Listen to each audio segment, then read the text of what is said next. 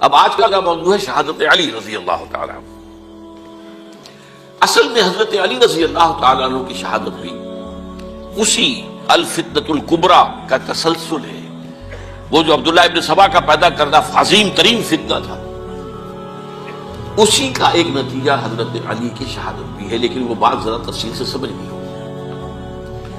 اور اس کے لیے میں ممنون احسان ہوں، حال ہی میں ایک کتاب چھپی ہے، ڈاکٹر سید رضوان علی ندوی، وہ محقق ہیں تاریخ کے، انہوں نے بڑی تاریخی تحقیق کے بعد جو باتیں بیان کی ہیں وہ میں آپ کے سامنے رکھ رہا ہوں۔ عرب میں جنوب مغرب کی کونے میں جہاں یہ یمن بھی آباد ہے، اس کے اوپر نجران ہے، اسی علاقے میں یمامہ کا علاقہ کہلاتا ہے۔ یہاں ایک قبیلہ آباد تھا، بنو تمیم۔ یہ جو لوگ تھے بڑے کرخت مزاج، جنگجو، اکھڑ، ضدی، اور جس بات کو ایک دفعہ مان لے اس پر اڑ جانے والے اور مر مٹنے والے۔ یہیں سے فتنہ پہلا اٹھا تھا۔ سب سے بڑا جو نئے جھوٹے نبی کھڑے ہوئے تھے ان میں سب سے بڑا تو مسیلمہ کذاب تھا، یہی تو علاقہ تھا۔ اور اس کے خلاف اس فتنے کی سرکوبی میں کتنے صحابہ، 1200 صحابہ ایک جنگ کے اندر شہید ہوئے، جن میں 500 جو ہیں وہ حفاظ تھے رضی اللہ تعالیٰ عنہ۔ تو یہ لوگ جو یہ تھے بڑے زوردار۔ اس قبیلے کے بارے میں حضرت عمر رضی اللہ تعالیٰ عنہ نے ایک بڑی عجیب حکمت عملی اختیار کی۔ ان کو وہاں سے اکھاڑ کر اور ایران کی سرحدوں پر آباد کر دیا، اب جہاں پر جہاد ہو رہا تھا، تاکہ ان کے اندر جو یہ جنگجوئی ہے یہ اب اس مقصد کے لیے استعمال ہو،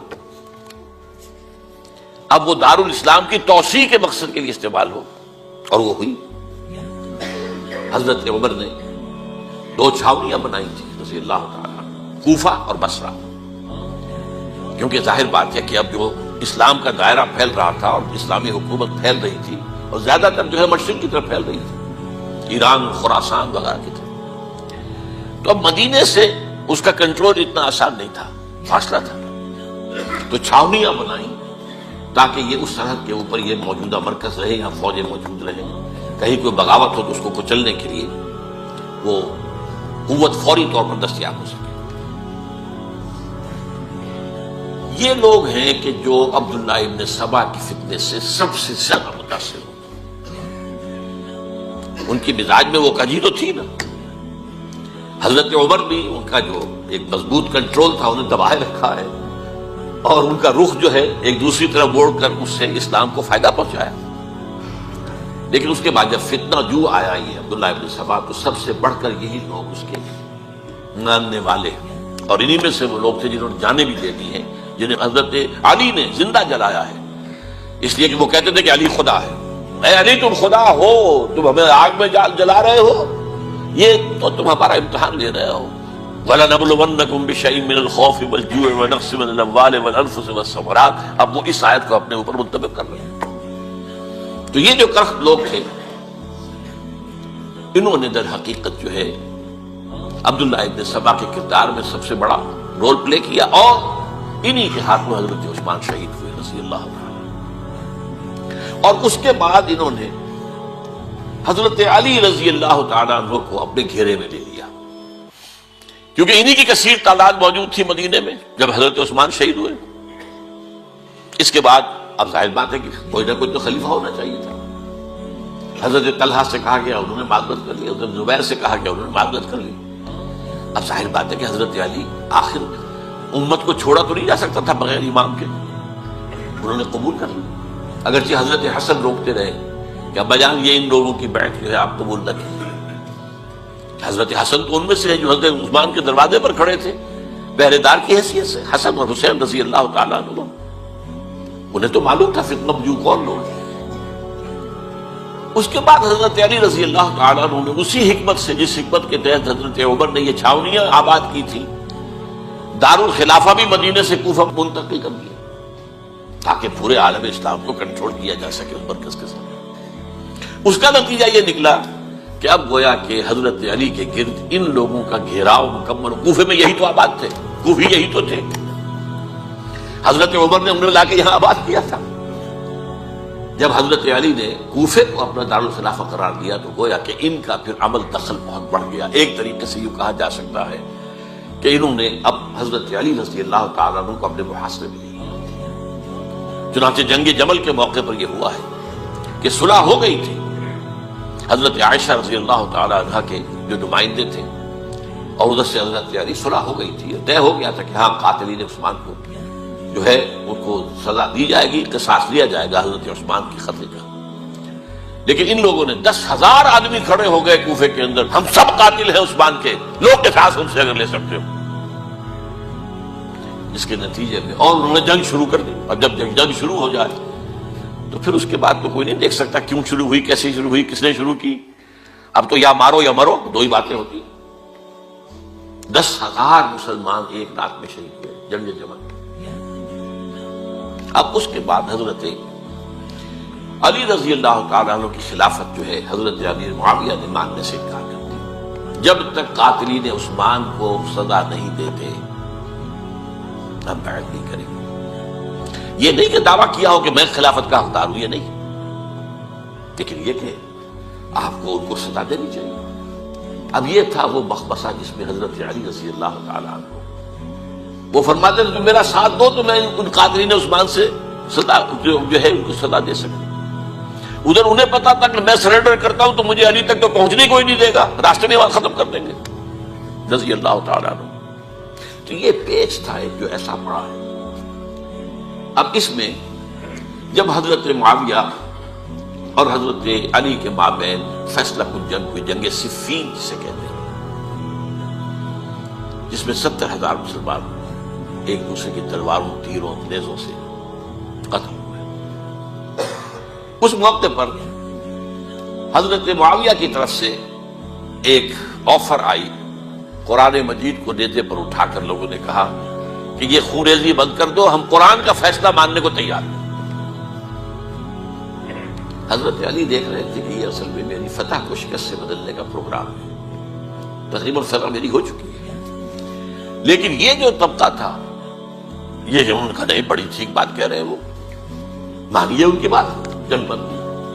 انہوں نے ہی یہی لوگ تھے جنہوں نے مجبور کیا حضرت علی کو کہ وہ تحکیم پر رضامند ہو جائے. اس کے بعد تحکیم میں جو معاملہ ہوا، حضرت علی حضرت عبداللہ ابن عباس کو اپنی طرف سے حاکم بنانا چاہتے تھے. یہ اڑ گئے نہیں. یہ اڑ جانے والے لوگ، اور یہی اصل قوت تھے، وہاں ساری طاقت تو انہیں کی تھی. تو انہوں نے ابو موسیٰ اشعری کو اپنی طرف سے مقرر، وہ بہت نرم خوب آدمی تھے، انہیں بناؤ. بہرحال جو بھی بات طے ہوئی، تاریخ کی روایتوں میں اختلاف ہو سکتا ہے. کہا یہ جاتا ہے کہ طے تو یہ ہوا تھا حکمین کے مابین، ادھر سے ابو موسیٰ اشعری، ادھر سے عمرو بن العاص رضی اللہ تعالی عنہ، کہ آپ اپنے جو کلائنٹ ہیں حضرت علی، آپ انہیں معزول کر دیجئے، میں معاویہ کو معزول کر دیتا ہوں، پھر جو ہے مسلمان فیصلہ کر لے کسی اور کی عبادت. انہوں نے کھڑے ہو کے کہہ دیا میں علی کو معزول کرتا ہوں، اور عمرو بن العاص نے کہا کہ میں معاویہ کو قائم کرتا ہوں. اب یہ ہے روایت، واللہ عالم اس میں کتنا سچ ہے کتنا جھوٹ ہے. میں کوئی مورخ نہیں ہوں، میں کوئی تاریخ کا محقق نہیں. اس کے بعد جو ہے اب یہ لوگ انہوں نے کہا کہ مانیے تحکیم کو، اور جب انہوں نے حضرت علی نے اس تحکیم کے فیصلے کو ماننے سے انکار کیا تو باغی ہو گئے، حضرت علی کو کافر قرار دیا. اور جا کر ایک جگہ پر حرورہ ایک جگہ تھی، وہاں پر جا کے جمع ہو گئے، جتھا بندی کی بہت بڑی طاقت پر وہاں کری. انہوں نے طے کیا کہ علی بھی کافر ہو گیا، معاویہ بھی کافر ہو گیا، عمرو بن العاص بھی کافر ہو گئے، سب کافر. حضرت علی کی طرف سے ایک گئے سفیر ان سے بات کرنے کے لیے، تو انہوں نے کہا تم ہی نے تو کہا تھا کہ تحکیم کو تسلیم کرو، کہ ہاں ہم نے گناہ کیا تھا، کفر کیا تھا، ہم توبہ کی ہم نے. اگر علی بھی مان لے کہ میں نے مان کر کفر کیا تھا، اب میں توبہ کرتا ہوں، تو ہم ان کی بات مان لیں. اب حضرت علی اس طرح کا جھوٹ کیسے بولتے ہیں؟ انہوں نے تو کوئی کفر نہیں کیا تھا. مہاراج انہوں نے پھر بھی نرمی برتی کہ دیکھو اگر تم کوئی خونریزی نہیں کرو گے، فساد نہیں مچاؤ گے، تو میں کچھ نہیں کہوں گا. لیکن وہ اپنی ان شرارتوں سے بعد نہیں آئے. تو پھر تیسری جو بڑی جنگ ہوئی ہے ان جنگوں میں، جنگ نہروان کہلاتی ہے. حضرت علی کی جنگ خوارج کے ساتھ، جس میں 4000 خارجی جو ہے ختم ہوئے۔ اور یہ بات اب آپ کو کر لیجیے کہ یہ لوگ جیسا کہ اکھڑ بھی تھے لیکن اپنی بات پر ڈٹ جانے والے تھے، لیکن ساتھ ہی دیندار بھی تھے، نمازی اور روزدار بھی تھے۔ یہ اس طرح کے لوگ نہیں تھے کہ جو فاسق اور فاجر ہو، بس یہ مزاج کا ایک ہے جس بات دل میں بیٹھ گئی اڑ گئے۔ تو یہ اصل میں انہوں نے پھر فیصلہ کیا کہ اور تو ہمارے بس میں اب کچھ نہیں ہے، ان تینوں کو قتل کر دیا جائے، علی کو بھی اور معاویہ کو بھی اور عمرو بن العاص کو بھی۔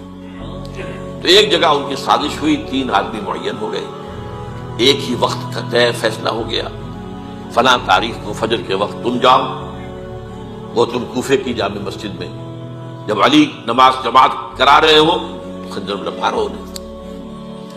اور یہ اس کا نام ابن ملجم تھا، خارجی، یہ وہی لوگ بنو تمیم کے لوگ۔